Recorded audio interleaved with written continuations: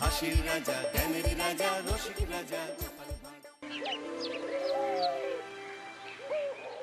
কি আজকে এত বেলা হতে চললো, কিন্তু সবাই এখনো পর্যন্ত এলো না। এই সব হলো কুড়েমির লক্ষণ মহারাজ।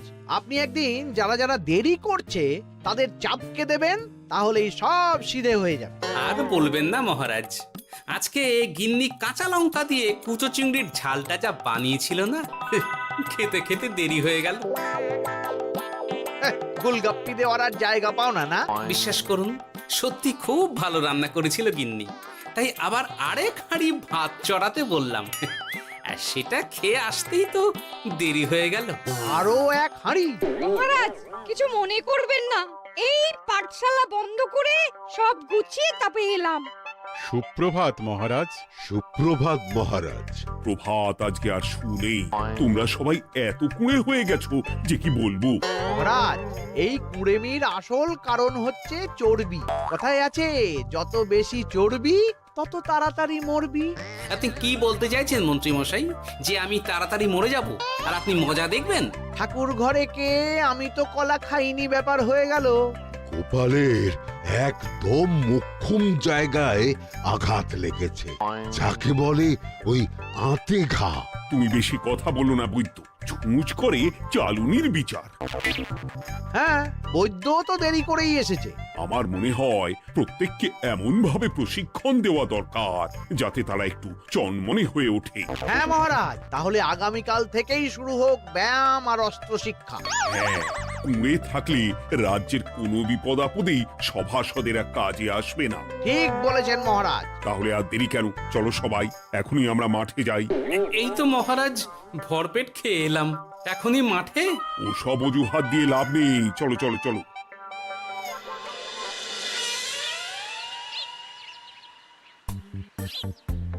এবার সবাই সারিবদ্ধভাবে দাঁড়িয়ে পড়ো। কি গোপাল কোথায়? মহারাজ, গোপাল আপনার পিছনে দাঁড়িয়ে আছে, চুপি চুপি। এই এই এই গোপাল, যাও যাও, মাঠের মাঝখানে গিয়ে দাঁড়াও। এই চাঁদি ফাটা রোদে কেন মহারাজ সুস্থ শরীরকে ব্যস্ত করছেন? এইসব বাজে কথা শুনতে চাই না। শুয়ে বসে থেকে শরীরের কি অবস্থা করেছো? শরীরের নাম মহাশয়, যা সবে তাই সয়। তুমি যাবে না, তোমাকে এক্ষুনি বরখাস্ত করব। কি জ্বালা! যেখানে আমার সব কাজ বুদ্ধি দিয়েই হয়ে যায়, সেখানে গায়ের জোরের কি দরকার? হ্যাঁ, এই গোপাল, আমি 1 থেকে 3 অব্দি গুনবো, তারপরে সবাই এই মাঠের ধার বরাবর 5 বার পাক দিয়ে দৌড়বে। ঠিক আছে মহারাজ, আমি প্রস্তুত। আমি রোগা পটকা আছি, কোনো সমস্যাই হবে না। হয়ে গেল। সবাই প্রস্তুত? 1 2 3। কি হলো গোপাল, দৌড়াও দৌড়াও। মহারাজ, এর থেকে বেশি জোরে পারবো না। আই, কে আছো? একটা কঞ্চি দাও। এই সেরেছে। বেশ হয়েছে, বেশ হয়েছে। ব্যাটার এবার চর্বি কমবে। কি হলো গোপাল, হ্যাঁ হয়ে গেল? হ্যাঁ?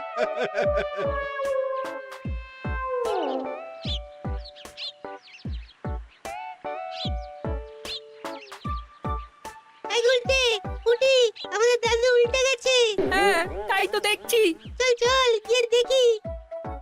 উফ, চেহারার কি অবস্থা বানিয়েছো গোপাল, হ্যাঁ? এতটুকু দৌড়তে গেলেই চিটপটাং। তাড়িয়ে দিন মহারাজ, এরকম বেঢপ চেহারা সভাসদকে আমাদের দরকার নেই। না না, তা বললে হবে নাকি গোপাল, তুমি এক্ষুনি বাড়ি চলে যাও, কালকে আবার মাঠেই দেখা হবে। এই দাদু, বাড়ি চলো। ওরে বাবারে!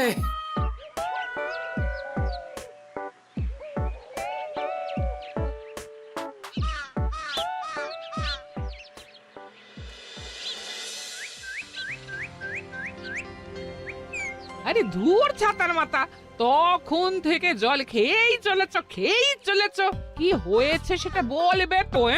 শরীর চর্চা হয়েছে, শক্তি খরচা হয়েছে, আর পারছি না। উফ, বাপরে বাপ, কি পায়ে ব্যথা! এই জন্যেই আমি বলি বাপু, একটু বপুটাও নড়াও, কিন্তু কার কথা কে শোনে? ওরে বাবা, অকারণে সুস্থ শরীর ব্যস্ত করব কেন বলো তো? বেশি নড়াচড়া করলেই আয়ু কমে যায়। তোমার এই বাজে কথা কোন শাস্ত্রে লেখা আছে শুনি? শাস্ত্রে কেন যাব, বাস্তবে জলজ্যান্ত উদাহরণ আছে। আমি মানতে পারছি না। হুম, মানতে পারছি না বললে তো হবে না, তোমাকে মানতেই হবে। বেশ, প্রমাণ করো। আমি যদি তোমাকে প্রমাণ করে দিতে পারি, তাহলে আজ থেকে বাড়ির বাজার দোকান করার দায়িত্বটাও তোমাকেই নিতে হবে। দিদা, তুমি তো ফেঁসে যাবে, দাদুর সঙ্গে বাজি লড়বে না। এই বাদ দে তো, তোর দাদু আগে প্রমাণ করুক যে বেশি নড়াচড়া করলে বয়স কমে। হ্যাঁ তাহলে বাজি? হ্যাঁ, বাজি। আচ্ছা ঠিক আছে, বেশ। তুমি তুমি একটা পশুর নাম বলো তো, যারা খুব তাড়াতাড়ি দৌড়য়। ঘোড়া, হরিণ, চিতাবাঘ আরো আছে। আচ্ছা, এবার সবচেয়ে আস্তে আস্তে কোন পশু চলে, এরকম একটা পশুর উদাহরণ দাও। কেন, কচ্ছপ? এই তো পেয়ে গেছে উত্তর। এবার তুমি বলো তো, কচ্ছপ কত বছর বাঁচে, আর ঘোড়া, হরিণ, চিতাবাঘ এরা কত বছর বাঁচে?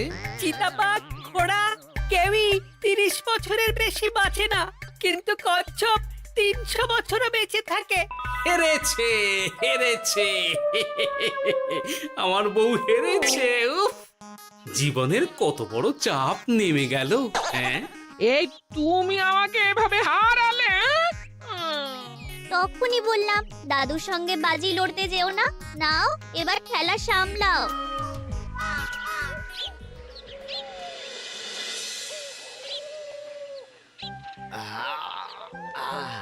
আরো ভালো করে মালিশ কর। আজকে ছোটাছুটি করে পা দুটো বেশ ব্যথা ব্যথা করছে। কালকে তো আবার অন্য পরীক্ষা। আরে আমার হালকা চেহারা আছে, সব সামলে নেব। কালকে তো অস্ত্র চালনা হবে, কালকে আমি কাঁপিয়ে দেব। কাঁপাতে তো হবেই মন্ত্রী মশাই। আমরা আপনার শরীরে এমন ঘষা মাজা করে দেব না, মনে হবে আপনি না একটা জলযন্ত্র অস্ত্র চালনা করতে যাচ্ছে। বাস এই তো চাই। বাবারি, আস্তে আস্তে। আরে বাবা, আপনার তো ইস্পাতের শরীর, ভাঙবে তবু মচকাবে না। চিন্তা করছেন কেন? ভয় পাবেন না, ভয়কে জয় করতে হবে। আরে আরে আরে, তোরা আমার কথাটার সাথে করছিসটা কি? মানুষটা মরে যাবে তো। চিন্তা করো না গিন্নি। বাবা, ওরা বলেছে আমার ইস্পাতের শরীর, ভাঙবে তবু মচকাবে না। একবার এই বুড়ো বয়সে হাত পা ভাঙলে কি সামলাবে শুনি? মন্ত্রী মশাই, আমাদের বকশিসটা দিয়ে দিন, আমরা কেটে পড়ি। বাবারে বাবা, দিচ্ছি। এনে এত খাটানোর পরে এতেই এখন খুশি থাক। হ্যাঁ,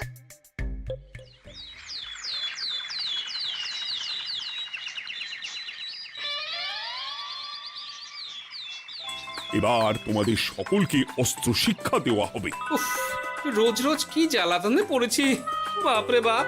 বাবা মা কাউকে ডাকার দরকার নেই, ভালো না লাগলে রাজসভা চাকরি ছেড়ে চলে যাও। মহারাজ, এটা তো উচিত নয়। যে যেটাই পারদর্শী তাকে সেটাই করতে দিন না। একটা বাঁদরকে যদি আপনি বলেন শিকার করে মাংস খেয়ে দেখা, সে কি পারবে মহারাজ? মহারাজ, গোপাল একটু বেশি কথা বলছে, ওকে আপনি বের করে দিন। আমি তোমার কথায় গলবো না গোপাল, তোমাদের সবাইকে এখন অস্ত্র শিক্ষা শিখতেই হবে। কর্তার ইচ্ছায় কর্ম, এখন তো আমার আর কিছুই বলার নেই। তাহলে আর দেরি কেন, তোমরা সবাই একটা করে ঢাল আর একটা করে তলোয়ার তুলে নাও। সেনাপতি, বলুন মহারাজ। তুমি সকলকে অস্ত্র শিক্ষা দেবে, তলোয়ার চালানো শেখাবে। এক এক করে প্রত্যেকে তোমার কাছে যাবে আর এক এক করে তুমি সবাইকে তলোয়ার চালানো শেখাবে। আচ্ছা মহারাজ, তাহলে ওই সবার প্রথমে চলে আসুন মন্ত্রী মশাই। হ্যাঁ, আমি প্রস্তুত। আমার শরীর ইস্পাতের মতো, ভাঙবো তবু মচকাবো না।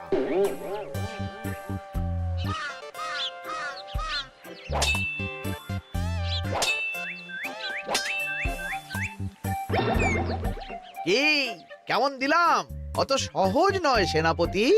আমি মন্ত্রী এমনি এমনি হইনি, আগে অস্ত্র শিক্ষা শিখে তবে মন্ত্রী হয়েছি। এটা কি হলো? হ্যাঁ, আপনি অস্ত্র শিক্ষায় পারদর্শী, কিন্তু আরো বিচক্ষণ হতে হবে।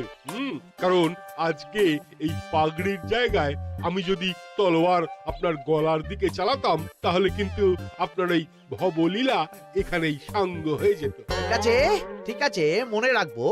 এবার বাকিদের তো ডাকো। হ্যাঁ, এরপরে তলোয়ার চালানো শিখতে আসবে গোপাল। গোপাল দাদু, গোপাল দাদু। বাবা বাবা বাবা, গোপাল তুমি আবার দল বল নিয়ে এসেছো। দেখি তোমার কত দম। গোপাল, তুমি প্রস্তুত হও। হ্যাঁ হ্যাঁ, আমি প্রস্তুত। ওরে বাবারে, এ তো ভয়ানক চাপের কাজ, আমাকে বেশ বেগ পেতে হচ্ছে। সামলাও গোপাল।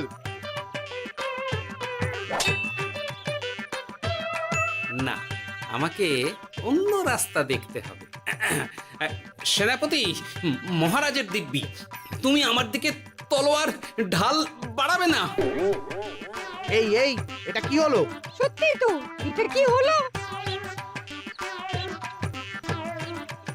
গেল গেল গেল গেল গেল গেল গেল, দুটিটা খুলে গেল গো।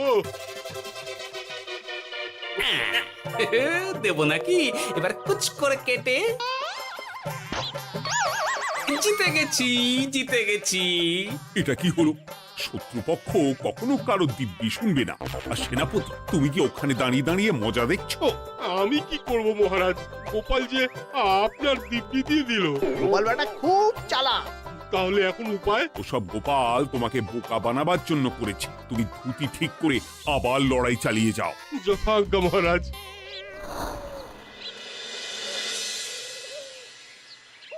কিরে ন্যাপলা, তোদের দিদা আমার জন্য কি রান্না করে পাঠিয়েছে রে? এই তো ভাত, আলু সেদ্ধ, এই পুঁই শাকের ঝোল আর রুই মাছের ঝাল। আর তোদের যে তোষক, বিছানার চাদর আনতে বলেছিলাম, এনেছিস তো? ওই তো দাদু, কুটির গুলটে আর বাকিরা সবাই ধরাধরি করে নিয়ে আসছে। ব্যাস, তাহলে তার কোনো চিন্তা নেই। খেয়ে একটা জব্বর ঘুম দেব, কারণ এখানে যা রঙ্গ দেখছি তাতে বিকেল হয়ে যাবে। তলোয়ার শিক্ষা আজকের মতন এইটুকুই থাক। এবার শুরু হবে বল্লম শিক্ষা। সবাই আবার আগের মতন সারিবদ্ধভাবে দাঁড়িয়ে পড়ো। আহ, তোদের দিদা পুঁই শাকটা কিন্তু বেশ জব্বর বানিয়েছে। তোদের দিদার হাতের রান্নার কোনো তুলনাই নেই। আহা, কি স্বাদ! এ কি, গোপাল আবার কোথায় গেল? এই তো মহারাজ, আমি এখানে ওই পুঁইয়ের ঝোল আর রুইয়ের ছাল দিয়ে ভাত খাচ্ছি। এসব কি মাঠের মধ্যে খাওয়া? আরে শরীরটাকে তো রাখতে হবে। তাড়াতাড়ি খেয়ে এইদিকে এসো। আসছি আসছি আসছি। এবার আমি তোমাদের দেখাবো কিভাবে বল্লম নিয়ে তেড়ে যেতে হয়। দেখান মহারাজ।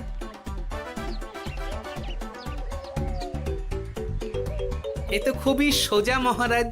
ঠিক আছে, তাহলে বল্লম নিয়ে তেড়ে যাও দেখি। দিন, আপনার হাতের বল্লমটাই দিন।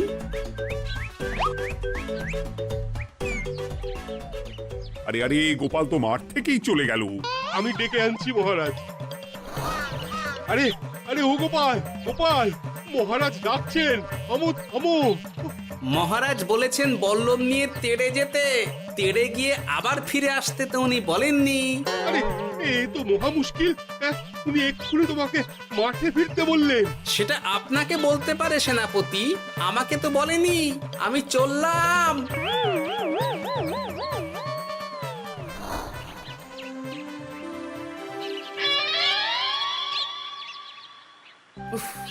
বাবারে বাবা, কি ঝক্কি! অনেক বুদ্ধি করে মাঠ থেকে খাটে চলে এসেছি। আমি আর উঠছি না। এ কি বলি, তোমাদের তো এখন অস্ত্র শিক্ষা নেওয়ার কথা। হ্যাঁ, তোমার বলা নেই, কোয়া নেই, অমনি বাড়ি চলে এলে। আরে বাবা, ওইসব অস্ত্র শিক্ষা মানেই সুস্থ শরীরকে ব্যস্ত করা, অসহ্য খাটনি, অযথা কষ্ট। কষ্ট করলে তবেই কেষ্ট পাওয়া যায়। হ্যাঁ, তোমায় আমি আগেও বুঝিয়েছি, যেখানে বুদ্ধি কথা বলে সেখানে দেহের শক্তি নীরব দর্শক গিন্নি। আরে বাবা, সে না হয় বুঝলাম, কিন্তু মহারাজ তো ভালোর জন্য সবাইকে অস্ত্র শিক্ষা দেওয়ার চেষ্টা করছে না? আরে বাবা, যার যা কাজ তাকে সেটা করালেই পারে। মহারাজ তো সেটা বুঝতেই চাইছেন না। আমি এখন ঘুমোবো।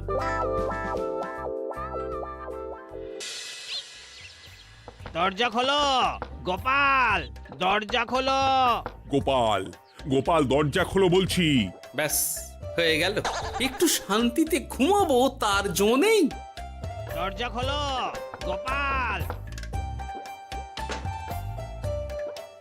বলুন মহারাজ। তুমি কি পেয়েছোটা কি গোপাল?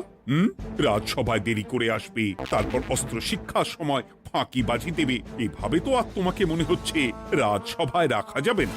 মহারাজ, গোপাল তো মুখের কথার লোক নয়, ওকে তাড়িয়ে দিই। কেন মহারাজ? আমি কি এমন মহাপাপ করেছি যে আমাকে তাড়িয়ে দেবেন? এই যে আমার কথা শুনছো না, এটাই তোমার অপরাধ। অপরাধ নেবেন না মহারাজ। পণ্ডিতের দায়িত্ব পুজো করা, সভাকবির দায়িত্ব কবিতা বলা, সাহিত্য চর্চা করা, আর আমার দায়িত্ব হাসি মজা করে আপনার মন ভালো রাখা। কিন্তু আপনি আমাকে জোর করে যুদ্ধের ময়দানে ঠেলে দিতে চাইছেন। এটা আমার ইচ্ছে। আমিও তো মহারাজ ইচ্ছে করলেই অনেক কিছু করতে পারি। চোখ বন্ধ করে লক্ষ্য ভেদ করতে পারি, শুধু বুদ্ধি দিয়ে। আরে বাহ, এত বড় কথা! তাহলে মহারাজ, ওকে বলুন পরীক্ষা দিতে। কি পরীক্ষা?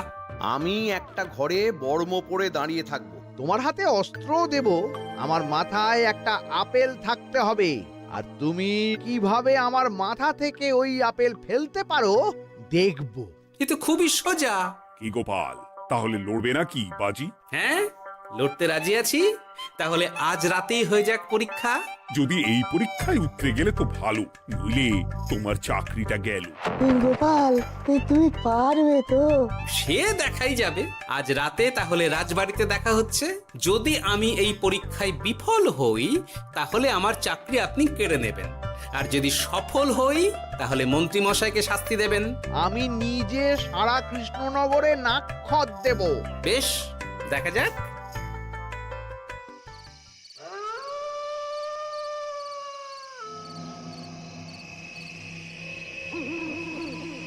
কি মন্ত্রীমশাই, ব্যবস্থা সব ঠিকঠাক হয়েছে তো? হ্যাঁ, এবার শুধু গোপালের পরীক্ষার পালা। আমি তাহলে বাইরে গেলাম, গোপালকে পাঠিয়ে দিচ্ছি।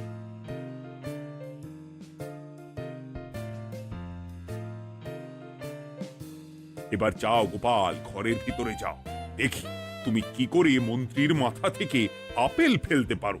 আপনি তো শুধু আমার চোখ ঢেকেছেন, আমার নাক, মুখ, কানও ঢেকে দিন, যাতে ঘ্রাণেন্দ্রিয়, শ্রবণেন্দ্রিয়েরও সাহায্য না নিতে পারি। বেশ, তাহলে তাই হোক। আয়, কে আছো? গোপালের মুখ, নাক আর কান ঢাকো। যথা আজ্ঞা মহারাজ। একটু মোটা কাপড় দিয়ে নাক মুখ ঢাকো, হ্যাঁ, যাতে সেভাবে আপেলের গন্ধ না পাই। বেশ বেশ।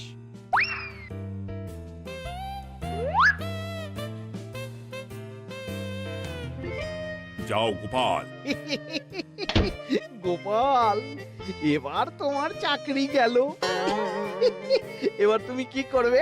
কি করবে? দৌড় ঝাঁপে ফাঁকিবাজি? হ্যাঁ?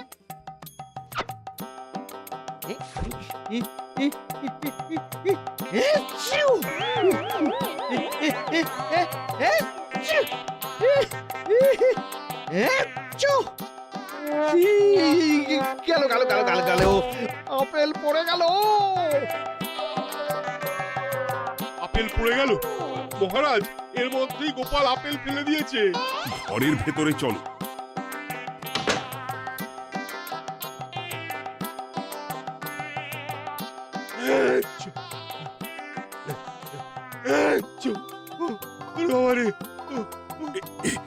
কি ওরে বাবারে বাবা, কি ঝাঁজ! ওরে বাবারে বাবা। কি মহারাজ, দেখলেন তো গোপালের চমক? অস্ত্র ছাড়াই আপেল ফেলে দিলাম। কি, এটা তো তুমি নীতি বিরুদ্ধ কাজ করেছো। সারা ঘরে নস্যি ছড়িয়ে দিয়েছো। মহারাজ, হাত থেকে আপেল পড়ে গেছে। এবার সারা কৃষ্ণনগরে নাক্ষত দিতে হবে। সত্যি সত্যি গোপাল, বুদ্ধি তো তোমার জুড়ি মেলা আভার। আমার নাম গোপাল ভাঁড়, একটা কথা মনে রাখবেন, কেউটে সাপের লেজে পা দেবেন না, আর গোপালের কাজে বাধা দেবেন না। যে কাজ বুদ্ধি দিয়ে করা যায় তার কাছে শক্তি ছোট্ট শিশু মাত্র। সত্যি গোপাল, আজ তুমি সেটাই প্রমাণ করে দিলে। আর আজ থেকে তোমাকে তোমার ইচ্ছার বিরুদ্ধে খাটাবো না। তুমি খাও দাও, ভুড়ি বানাও। যার যা কাজ সে তাই করবে। যেমন এখন মন্ত্রী মশাই নাক্ষত দেবেন। হ্যাঁ, ভুল করে বাজি ধরে ফেলেছি, এখন নিজেই চাপে পড়ে গেলাম। তাহলে আর দেরি কেন? নাক্ষত এখন থেকেই শুরু হোক। কৃষ্ণনগরের রাস্তা শেষ হতে হতে সকাল হয়ে যাবে।